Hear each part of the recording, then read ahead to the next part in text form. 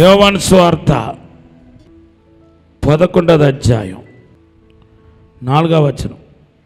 యేసు అది విని ఈ వ్యాధి మరణము కొరకు వచ్చినది కాదు గాని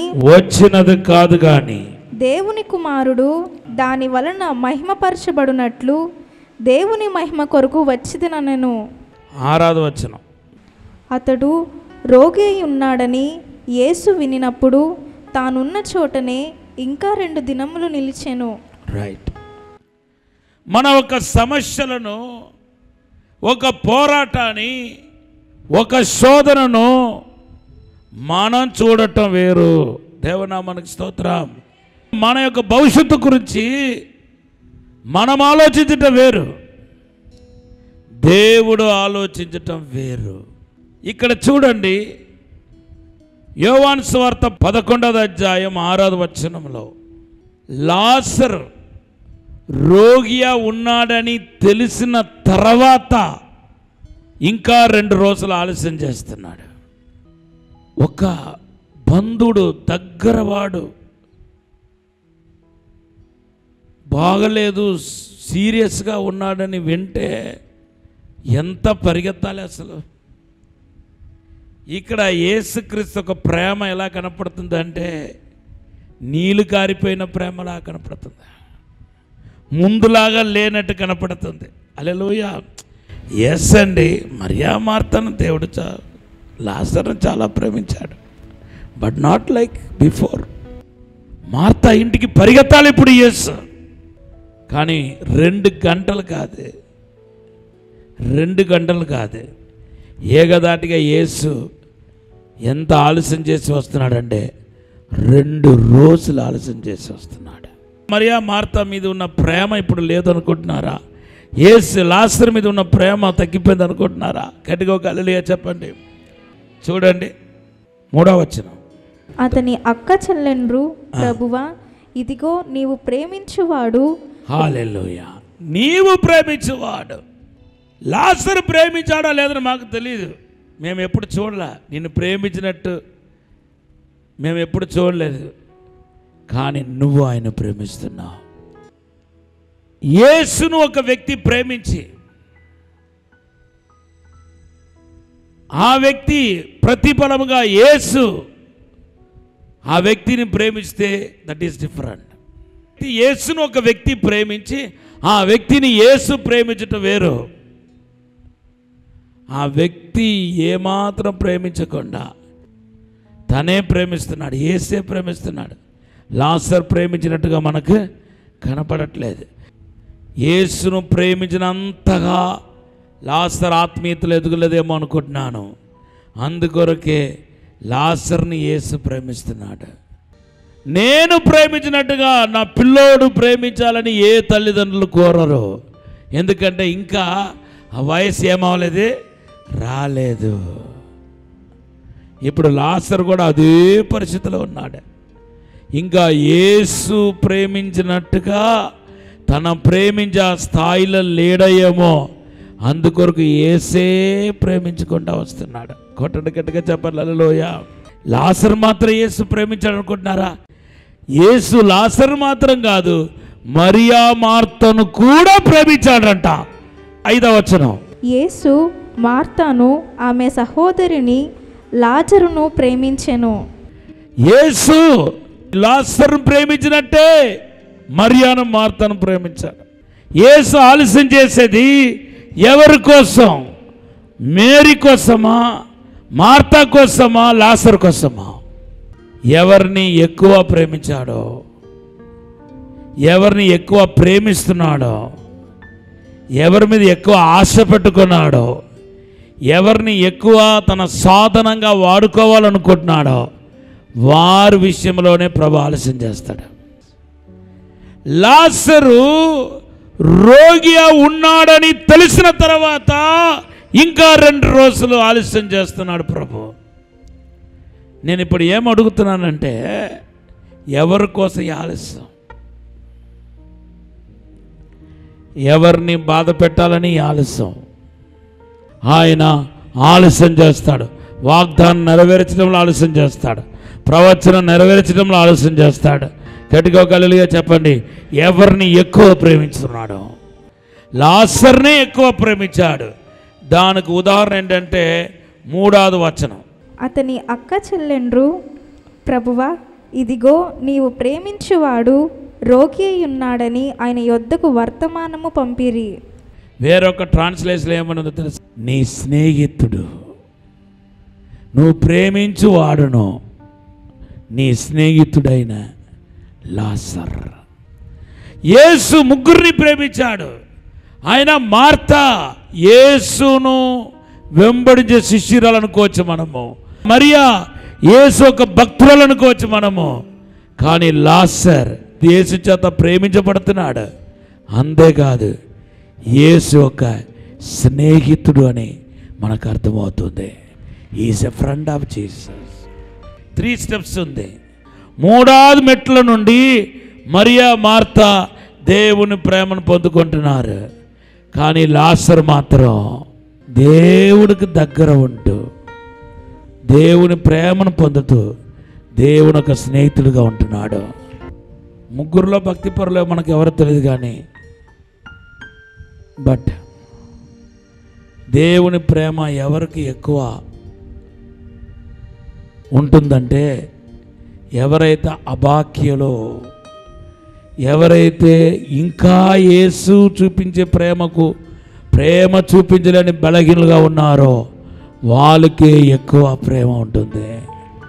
ఇప్పుడు ముగ్గురులో ఎవరు ఎక్కువ దేవుని చేత ప్రేమించబడ్డారంటే, నా దృష్టిలో మరియా నంబర్ 1 భక్తి విషయంలో, నంబర్ 2 మరియా భక్తి విషయంలో, నంబర్ 2, నంబర్ 3 హ్యాండిక్యాప్డ్ లాజరు అనుకుంటున్నాను. అందుకొరకే యేసు లాజరుని ప్రేమించటమే కాకుండా లాజరుని స్నేహితుడిగా అనుకున్నాడు. నువ్వు యేసు చేత ప్రేమించబడుతున్నావంటే, యేసు చేత అందరికంటే ప్రేమించబడుతున్నావంటే దాని కారణం అందరికంటే భక్తి చేస్తున్నావని కాదు, అందరికంటే పరిశుద్ధంగా ఉన్నావని అసలే కాదు, అందరికంటే నువ్వు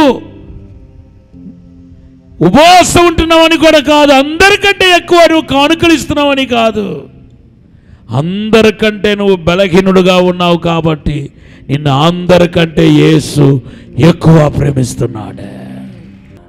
యోహాను సువార్త 11:11. ఆయన ఈ మాటలు చెప్పిన తరువాత, మన స్నేహితుడైన లాజరు నిద్రించుచున్నాడు, అతని మేలుకొనుప వెళ్ళుచున్నానని వారితో చెప్పగా. Look at me please. లాజరు తరపున యేసుకు స్నేహితుడు ఎవరని చెప్పబడ్డాయంటే లాజరు అని.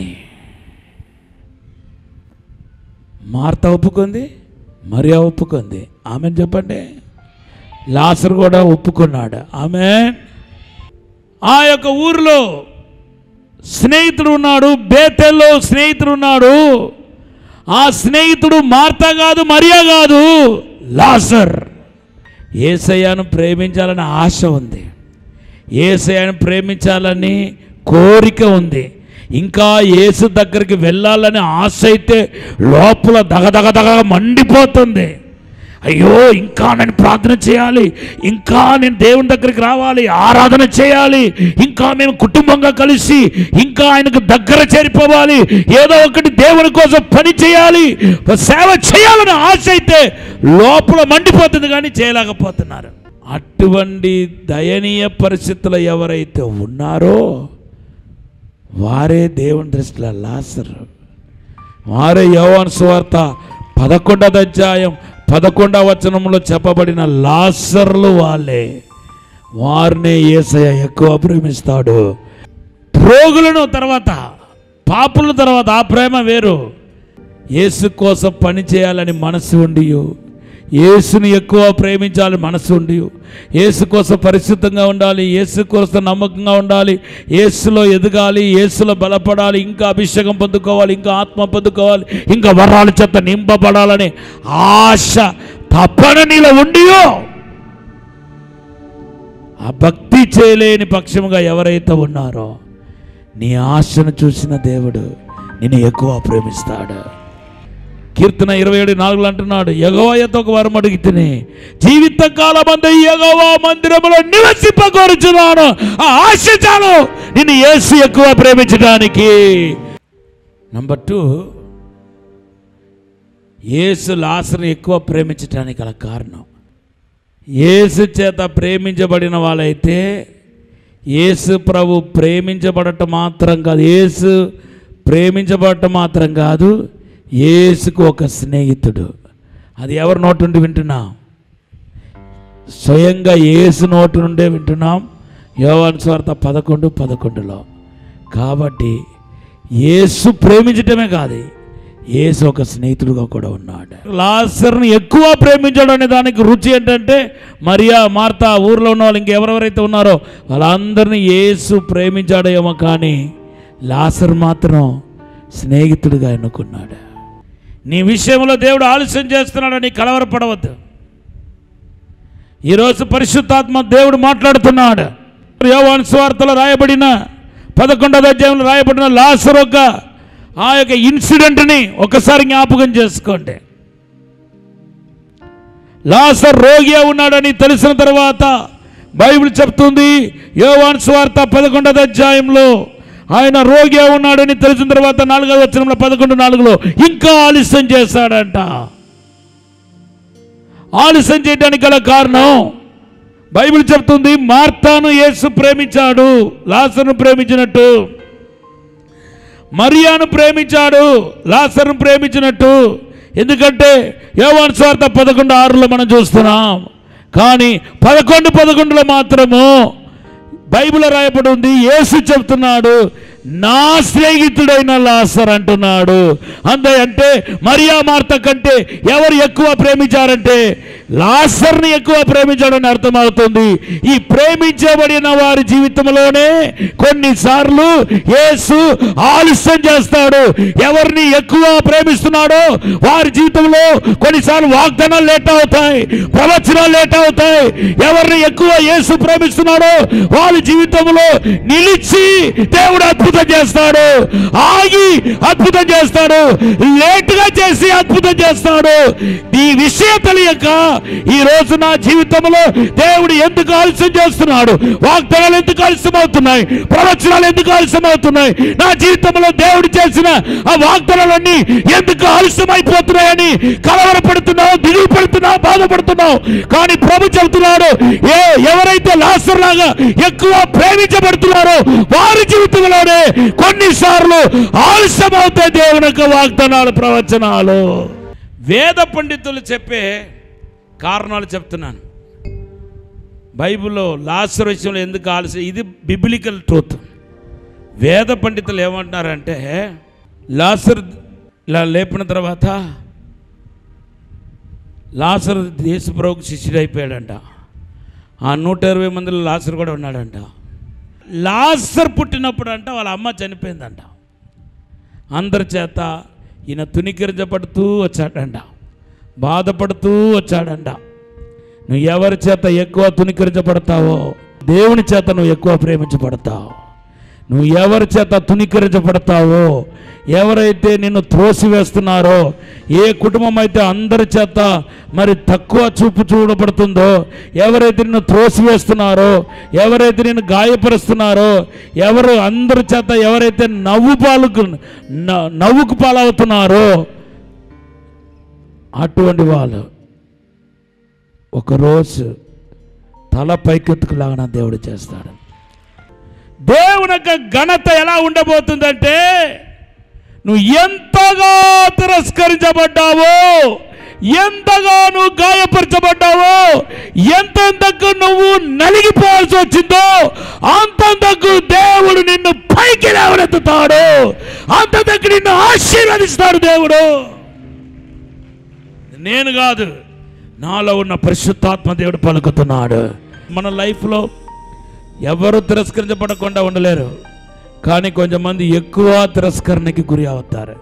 అందరికంటే ఎక్కువ తిరస్కరించబడేవాళ్ళు, గాయపరచబడుతున్న వాళ్ళు లైఫ్ లాంగ్ గాయపరచబడుతా, లైఫ్ లాంగ్ బాధపడుతా, లైఫ్ లాంగ్ దెబ్బలు తింటూ ఉంటారు.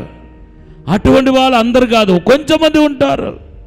అటువంటి వారి మీద దేవుడు ఒక ప్రత్యేకమైన కనికరం ఉంది, ప్రత్యేకమైన ప్రేమ ఉంది, ప్రత్యేకమైన దయ ఉంది, ప్రత్యేకమైన ఆ ప్రేమ నీ పైన ఉంది.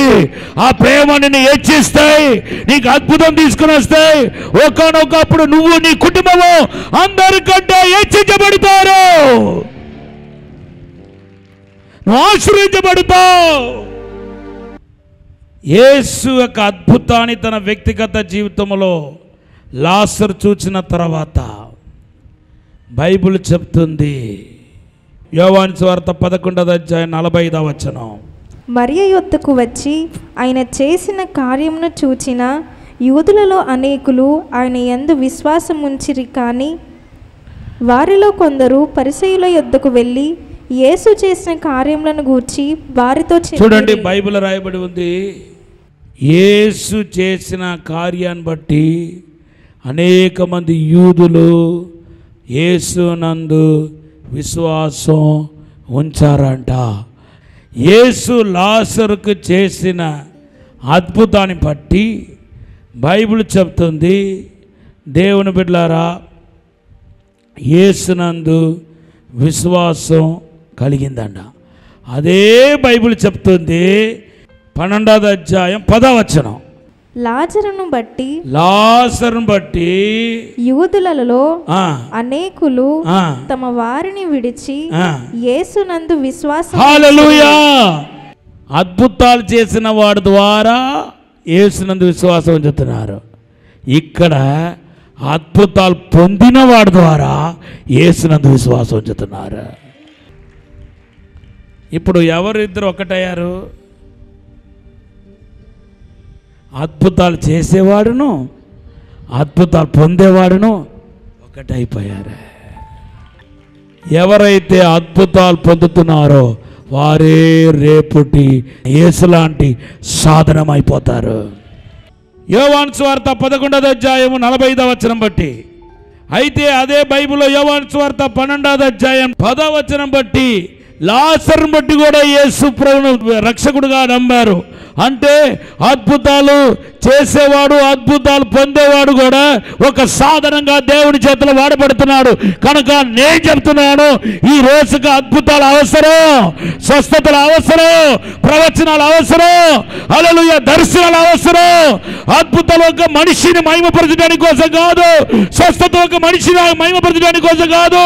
స్వస్థతలు, అద్భుతాలు దేవునికి ఒక సాధనముగా వాడబడటానికి, అనేక ఆత్మలను రక్షించడానికి దేవుడు ఒక సాధనంగా వాడుకుంటున్నాడు.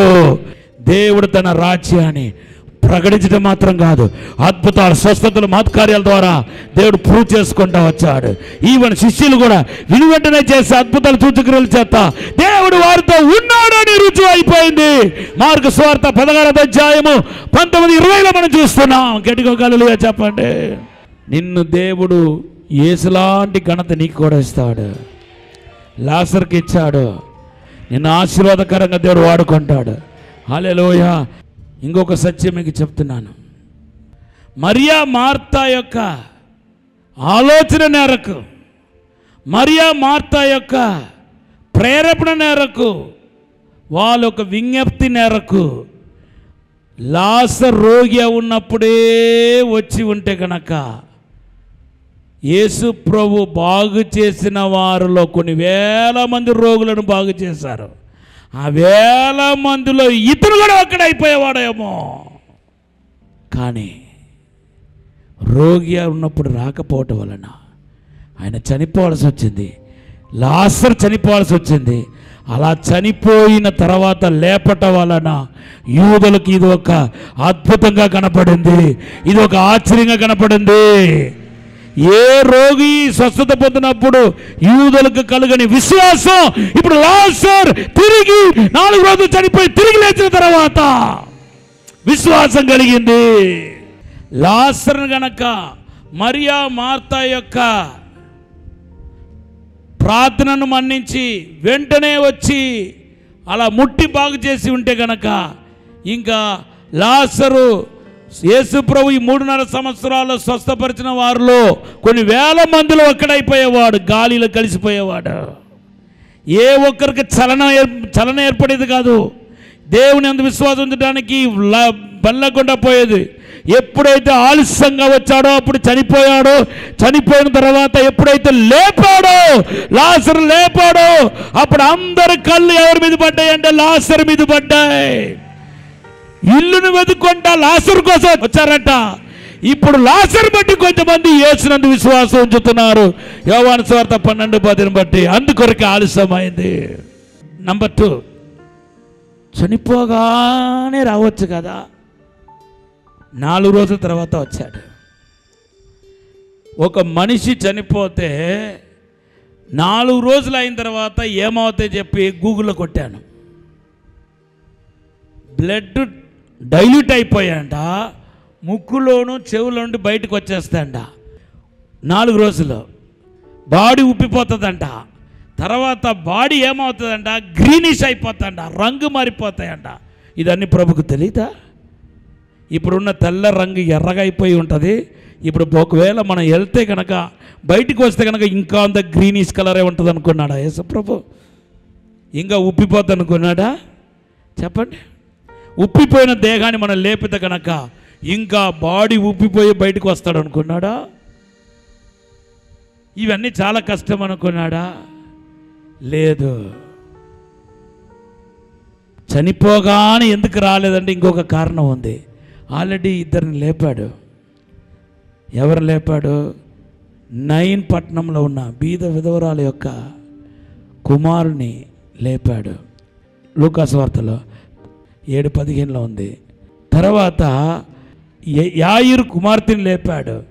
ఇవన్నీ వెనువెంటనే జరిగింది. ఇవి ఇంట్లో మజా లేదు, పెద్దగా ఎవరు పట్టించుకోలే. ఏలియా చేసిన అద్భుతాలు యేసు ద్వారా జరిగింది, జిందాబాద్ అని వెళ్ళిపోయారు. కానీ ఎప్పుడైతే 3 రోజుల తర్వాత ఇంకా ఎప్పుడైతే ఆలస్యమైందో, ఇంకా ఆలస్యమైందో, 4 రోజులు అయిపోయిందో, దేవుడి బిడ్డలారా ఇంకా మెరకల్ అయింది. ఇది ఇప్పుడు అద్భుతం కాదు, అతిశయం అయిపోయింది. వరల్డ్ వండర్లో ఇదొక వండర్ అయిపోయింది. ఎంత ఎక్కువ ఆలస్యం అవుతుందో అంతందుకు నువ్వు వరల్డ్లో నంబర్ 1 హల్లెలూయా అతిశయం అయిపోతావు. వరల్డ్ వండర్లో ఒకటైపోతావు. నిన్ను చూసి అనేక మంది ప్రభు నమ్ముతారు, నిన్ను చూసి అనేక మంది విశ్వాసం ఉంచుతారు. నీ బంధుమిత్రులందరూ యేసు మందిరానికి రావటానికి కోసం నీకు జరిగిన అద్భుతాలను బట్టి, నీకు జరిగిన విడుదలను బట్టి, నీకు జరిగిన స్వస్థత బట్టి అనేక మంది ప్రభు దగ్గరికి నీ బంధుమిత్రులు రావటానికి కోసం ఆలస్యమవుతుంది. ఇది అర్థం చేసుకో. ఎప్పటికైనా నువ్వు పైకి హెచ్చించబడతావు. నీకు అద్భుతం జరగాల్సిందే, విడుదల జరగాల్సిందే, స్వస్థత జరగాల్సిందే, నీ అప్పుల నుండి బయటపడాల్సిందే, నీకు ఒక అద్భుతం జరగాల్సిందే, నిన్ను ప్రభు హెచ్చించాల్సిందే. చేతులు ఎత్తండి, ప్రార్థన చేద్దాం. పరిశుద్ధము నమ్మకమైన పరలోక తండ్రి, నీకు వందనాలు, స్తోత్రాలు ప్రభువా. మమ్మల్ని క్షమించండి, మన్నించండి. తగిన కాలంలో నువ్వు హెచ్చిస్తావనే విషయం బైబిల్లో రాయబడ్డాయి తండ్రి. కానీ మా తొందరపాటు వలన నోరు జారి ఏవేవో అవిశ్వాస మాటలు పలికా ప్రభువా. మమ్మల్ని క్షమించండి ప్రభువా. ఈ యొక్క కనిపెట్ట దినాల్లో ఓపిక దయచేయండి, బలము దయచేయండి, శక్తి దయచేయండి ప్రభువా. తండ్రి నీ అద్భుత నిజం, నీ మెరకల్ నిజం అయ్యా. నీ యొక్క నువ్వు జీవిస్తున్నావు అంతకంటే నిజం తండ్రి. మీరు మమ్మల్ని పట్టించుకుంటే, మమ్మల్ని ప్రేమించినవాడి అందుకంటే నిజం ప్రభువా. ఇప్పుడు అద్భుతం జరిగిన ప్రభా, విడుదల దయచేయండి ప్రభా, ఆశీర్వాదం దయచేయండి ప్రభా. పరలోక మహిమతో నింపండి, దైవిక శక్తితో నింపండి, దైవిక మహిమతో నింపండి, దైవిక ప్రసన్నతో నింపండి, దైవిక వెలుగుతో నింపండి. అభిషేకం కుమరించబడినగాక. ఇప్పుడే తాకమని దీవించమని యేసు నామములో అడిగి వేడుకుంటున్నాము తండ్రి. ఆమేన్, ఆమేన్.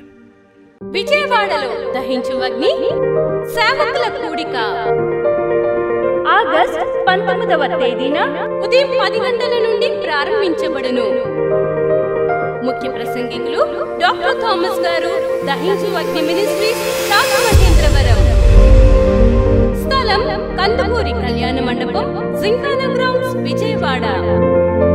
మరిన్ని వివరాలకు 9032224646 మరియు 9032224747. వరంగల్లో దహించు అగ్ని పరిశుద్ధాత్మ విస్ఫోటన సదస్సు ఆగస్ట్ 20, 21, 22 తేదీలలో ప్రతిరోజు ఉదయం 9 గంటల నుండి ప్రారంభించబడును. ముఖ్య ప్రసంగికులు పాస్టర్ ఫోర్డ్ గారు బెంగళూరు, డాక్టర్ జయశీలం గారు చెన్నై, డాక్టర్ థామస్ గారు, డాక్టర్ శివ థామస్ గారు దహించు అగ్ని మినిస్ట్రీస్ రాజమహేంద్రవరం. స్థలం Ambedkar Bhavan, LGO colony road, పాత RTC డిపో, హనుమకొండ, వరంగల్. మరిన్ని వివరాలకు 9494940072 మరియు 73. రాజమహేంద్రవరంలో దహించు అగ్ని సేవకుల కూడిక ఆగస్ట్ 26వ తేదీన ఉదయం 10 గంటల నుండి ప్రారంభించబడును. ముఖ్య ప్రసంగికులు డాక్టర్ థామస్ గారు, దహించు అగ్ని మినిస్ట్రీస్ రాజమహేంద్రవరం. స్థలం దహించు అగ్ని ఆడిటోరియం, నటరాజ్ థియేటర్, రాజమహేంద్రవరం. మరిన్ని వివరాలకు 9494940072 మరియు 73. సికింద్రాబాద్ లో దహించు అగ్ని పరిశుద్ధాత్మ అభిషేక ఆరాధన ఆగస్ట్ 27వ తేదీన ఉదయం 9 గంటల నుండి ప్రారంభించబడును. ముఖ్య ప్రసంగికులు సిస్టర్ కృపా జయశీలం గారు చెన్నై మరియు డాక్టర్ థామస్ గారు, డాక్టర్ శివ థామస్ గారు దహించు అగ్ని మినిస్ట్రీస్ రాజమహేంద్రవరం. స్థలం YMCA hall, Sardar Patel road, Secunderabad. మరిన్ని వివరాలకు 9494940072 మరియు 73. మీ ప్రార్థన అవసరతలకు 9494940072 మరియు 73. ఈ టీవీ కార్యక్రమాన్ని చూసి ఆశీర్వదించబడినట్లయితే దహించు అగ్ని టీవీ పరిచర్యకు మరియు బ్లెస్సింగ్ ల్యాండ్ కు సహకరించండి. Dahinchu Agni trust current account number 357222444370, State Bank of India main branch Rajamahendravaram. My address doctor Thomas, Dahinchu Agni ministries, తుమ్మలోవా, Rajamahendravaram.